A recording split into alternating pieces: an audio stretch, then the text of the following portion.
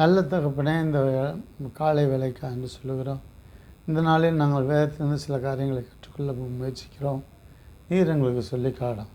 இதை பார்க்கின்ற ஒவ்வொரு மக்களையும் நீர் ஆசீர்வதியும். இயேசுவின் நாமத்தில் பிதாவே, ஆமென். வேதத்திலிருந்து ஒரு வசனத்தை வாசிக்க கேட்போம். நீதிமொழிகள் 26ஆம் அதிகாரம் 20ஆம் வசனம். விறகில்லாமல் நெருப்பு அதிகம், கோல் சொல்லுகிறவன் அல்லாமல் சண்டை அடங்கும். கோல் சொல்லுகிறவன் சண்டையை உற்பத்தி பண்ணுகிறான். எப்படி? விறகு இல்லாமல் போடலைன்னா நெருப்பு எரியாது. இந்த கோல் சொல்லுகிறவனை பக்கத்தில் இல்லாமல் துரத்தி விட்டுறணும். அவன் இருந்தானா 2 பேருக்குள்ள சண்டை, பங்காளி சண்டை, மாமி மருமக சண்டை, இதெல்லாம் தீர்க்கவே முடியாது. அடுத்த வசனத்தை வாசிப்போம். நீதிமொழிகள் 16ஆம் அதிகாரம் 28ஆம் வசனம். மாறுபாடுள்ளவன் சண்டையை கிளப்பி விடுகிறான், கோல் சொல்லுகிறவன் பிராண சிநேகிதரையும் பிரித்து விடுகிறான். கோல் சொல்லுகிறவன் உயிராயிருக்கிற சிநேகிதரை கூட பிரித்து விடுவானாம். அப்போ நம்ம கோழி சொல்கிறது எவ்வளவு டேஞ்சரஸ்ன்னு பாருங்கள். பிராண சிநேகிதரை கூட நீ இல்லாமல் நான் இல்லை, நான் இல்லாமல் நீ இல்லை அப்படின்னு நினைக்கிறவங்கள கூட பிரித்து விடுகிறான். அடுத்த வசனத்தை வாசிக்க கேட்போம். நீதிமொழிகள் 18ஆம் அதிகாரம் 8ஆம் வசனம். கோல்காரனுடைய வார்த்தைகள் விளையாட்டு போல் இருக்கும், ஆனாலும் அவைகள் உள்ளத்திற்குள் தைக்கும். கோல் செல்றவன்னா விளையாட்டு போல் பேசுவான். வஞ்ச புகழ்ச்சியணி என்று தமிழில் ஒன்று இருக்குது. அதனால் அவன் அவங்க எதிராளியை அவங்க புகழ்கிற மாதிரி தூண்டி விடுவாங்க, அல்லது இவர் கையாலாவது மாதிரி தூண்டி விடுவாங்க. ஒரு வஞ்ச புகழ்ச்சியை போட செய்வார்கள். அது அடுத்த வசனம்.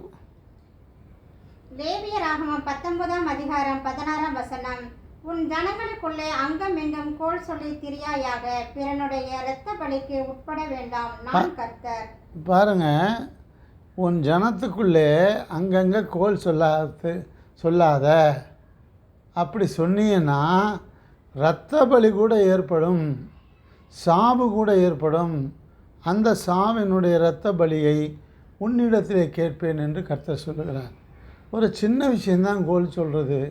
இதனால் விளையக்கூடிய தீமைகள் நிறையா, பாவங்கள் நிறையா. நாம் ஜாக்கிரதையாக இருக்க வேண்டும். பாருங்கள், கணவன் மனைவியுடைய பிரச்சனை என்ன பிரச்சனைனா, யார் சொல்கிறதையாவது கேட்டுக்கிட்டு பேசுகிறது.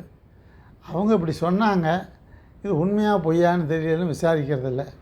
அவங்கள்ட்ட போய் வாங்க, என் ஒய்ஃபை பற்றி இப்படி சொல்கிறீங்களா, நேராக சொல்லுங்கள், நான் அப்புறம் என்ன செய்யறது, நாங்கள் யோசிக்கிறோம் அப்படின்னு சொல்லலாம்.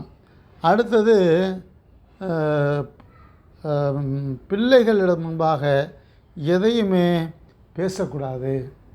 ஒரு குடும்பம் நல்லா இருக்குன்னா பிள்ளைகள் முன்பாக கணவன் தவறை மனைவியோ, மனைவி தவறுகளை கணவனோ பேசவே கூடாது. அது குடும்ப ஆரோக்கியத்துக்கு நல்லதல்ல. அது மாத்திரமல்ல, பொதுவாகவே ஒருவருடைய அனுமதி இல்லாமல் அவருடைய காரியங்களை இன்னொரு இடத்துல பேசுவதற்கு நமக்கு அனுமதி இல்லை. அவர் ஒரு வேளை நீ போய் சொல்லுன்னு சொல்லியிருந்தா சொல்லணுமா அப்படின்னு போய் சொல்லலாம். அவர் உனக்கு சொல்கிறத நீ 2 வார்த்தை சேர்த்து சொன்னால் அது கர்த்தருக்கு பிரியமானதில்லை. அருமையானவர்களே, வேதம் சொல்லுகிறபடி உன் ஜனத்துக்குள்ளே, சொந்தத்துக்குள்ளே, நண்பர்களுக்குள்ளே கோல் சொல்லி தெரியாமல் இருக்க கடவுளிடத்தில் நம்மளை ஒப்பு கொடுப்போம். ஜெபிக்கிறேன், நீங்களும் ஜெபியுங்கள். ஸ்தோத்திர ஆண்டவரே, ஜனங்களுக்குள்ளே கோல் சொல்லாமல் இருக்க எங்களை புரிந்து கொள்ள நீர் உதவி செய்யும்.